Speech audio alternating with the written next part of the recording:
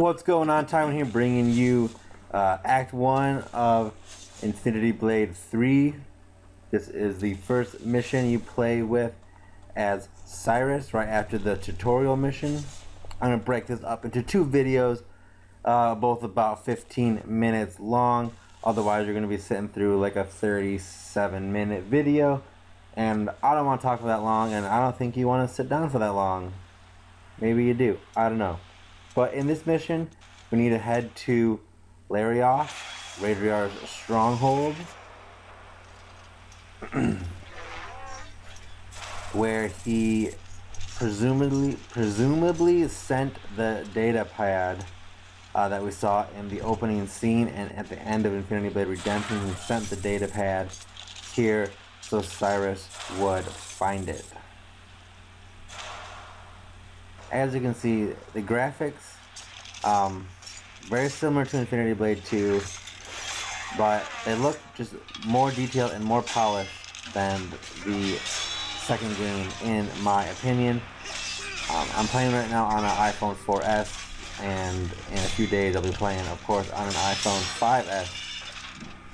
We'll see how the visuals look. I don't know how well reflector is going to mirror the graphics onto my computer. I do have an AC screen, so we'll see. But either way, I'll let you know how the graphics look on my 5S when I get it. I'm sure they'll be stunning. They're already stunning. Right now on the 4S, the game runs very smooth, even with using display recorder. I've had hardly any problems with lag. Just a little bit of lag on some enemies when using display recorder, but this game runs smooth. If you have any of the compatible devices, it should be very smooth for you. I even heard some reports from a friend that he got it working on a 3GS. I'm not going to guarantee that, but you could always try it if you're really desperate. But don't blame Chair when it doesn't work for you, because it's not made to work on the 3GS.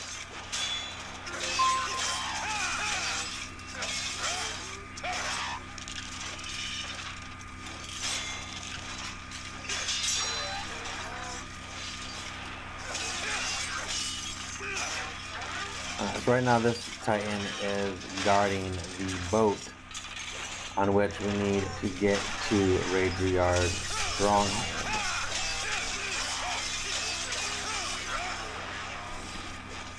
Uncomfortable.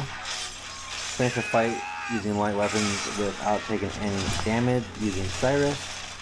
We got that achievement. That's one of the achievements that helps you get battle chips. Once you complete achievements, you can go collect your battle chips and use them to buy prize wheels, keys, maps, speed up gem fusion, speed up weapon forging, and mastering weapons. I think I named them all. Whatever. It's the premium currency that you use to buy a lot of the items, and also to master your items instead of using the standard gold. Gold is still used to buy items. Any weapon, armor, ring, shield, helm, etc. will be bought with gold. The weapon forges will be bought using gold, but if you want to speed them up, you need to use battle chips, which is that little like little diamond shaped chip that you see underneath $80 or 80 gold, which is a battle chip. You can see there it said collect. I'll show you in a little bit how you can collect your battle chips. Here we go. So those are the achievements I've gotten so far. If you click collect, the battle chips will be dropped into your bank. You don't seem to earn chips all that fast for what things cost. I'm not going to say that Chair is pushing in-app purchases, or you don't need in-app purchases at all in this game, and you never will, probably with an Infinity Blade game. Definitely don't in any of the three that are currently out. But I will say, playing about 3 hours or so of this game so far, I have noticed that of all 3 Infinity Blade games, this is the game that most makes you feel like you should buy in-app purchases. It's designed in a way where you don't need it. You put forth the effort, you'll be fine. But there is a little hint of a little push for that premium currency, especially with the battle chips. It tempts you a lot with high-end items and speeding up of certain tasks, and it's not overtly in your face or anything, but the subtle push towards in-app purchases is there. I'm not blaming here. You make a lot of money from in-app purchases, but of all 3 Infinity Blade games, this one is one that, in my opinion, pushes you towards IAPs the most. Although it's still, compared to other games on the market, premium and freemium, it's still a much smaller push than other games. As I'm playing, you're going to notice that I'm going to run into some familiar enemies and then a lot of new enemies as well. There seems to be a nice balance of meeting familiar foes and meeting new titans or new takes on titans. They also, even when you meet a familiar enemy, often they are using a different weapon than you're used to seeing them. Here we go. I gotta play this guy. Shield bashing. It's the new part of the new super move of the light class. If you get like a perfect parry break and get a stab circle, you stab and you alternate stabbing and slashing with your shield. So you stab them, then you bash them with your shield, then you stab them, and then you bash them with your shield, etc., etc. It's a very slight change to light, but it makes the class feel fresh again. The other thing that you're gonna see, I don't think I unlock it yet in this video, but later on in my playthrough, you're gonna see that I unlock specific weapon combos. And those of you who have played far enough into the game, you'll know that certain weapons have their own unique combo chains. Now I unlock regular combos there. You don't start with combos, you have to unlock them, but you unlock them very quickly, so it's not a big deal. Then the next thing I'll unlock, if I keep going into all attack, is custom weapon combos, which means in addition to the regular combos that you have, each weapon that you equip will have its own series of slashes that if you do, it will do a unique combo just for that weapon and do some pretty high damage compared to some of the normal combos. This bitch steals our treasure, and we're like, what the fuck, bitch? But we don't do anything about it. But don't worry, we'll meet her again soon. Spoiler alert, she is actually the merchant from the merchant ship, where you can buy rare items and sell your items. It's the only way to sell your items. You can sell gems from the gem bag, but selling your mastered weapons and such, you have to sell to the merchant ship that appeared at your hideout every so often. She is not always there, but when she does come, she usually tempts you with some really cool rare weapons that are hundreds and hundreds of thousands of gold that you can't afford yet in the game unless you use real money. And then the game tells you very tongue-in-cheek that if you pass up on the rare items this time around, you may never see them again. So it's just another little push towards using in-app purchases to buy the rare items right away. The little message that says, are you sure you want to leave the merchant ship? You might not see these items ever again. Is just a little push towards that in-app purchases that I didn't, that I never noticed with Infinity Blade 1 or Infinity Blade 2. But I'm gonna stop complaining about that. I'm probably making a bigger deal of it than it is. But I will beat the game. I'll master items over and over again without ever having to do in-app purchases, so you guys will as well.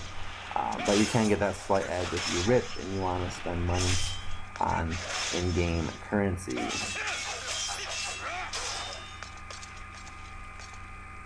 I must say, this is the first time I really enjoyed playing with White Class since the Infinity Blade 1 days. It feels faster. It feels more responsive than it did in Infinity Blade 2. And the new animations like the shield bashing and unique weapon combos make the light class and every class really feel a little more fresh. They basically kept everything the same, but they added new combos and the unique weapon combos. So there are a lot more combos that you can do now than ever before, which in my opinion is a great thing, especially for heavy, where you only had one way to do combos, attack twice in the same direction.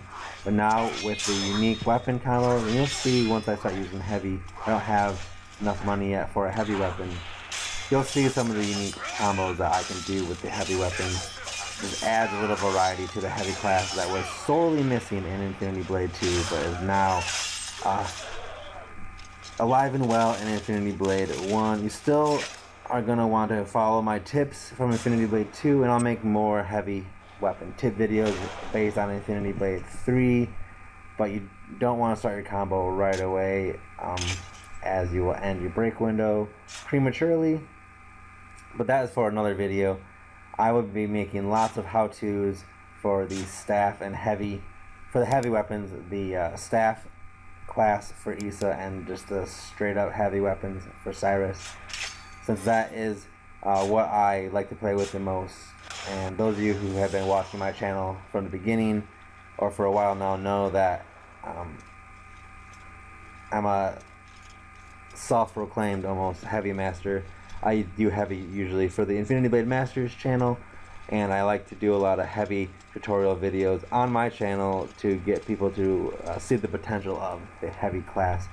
And I will continue to do that throughout Infinity Blade 3 in my Let's Play here, as I play through the first time. I'll play whatever class I have at the moment, whatever class I need to give me the edge in the fight.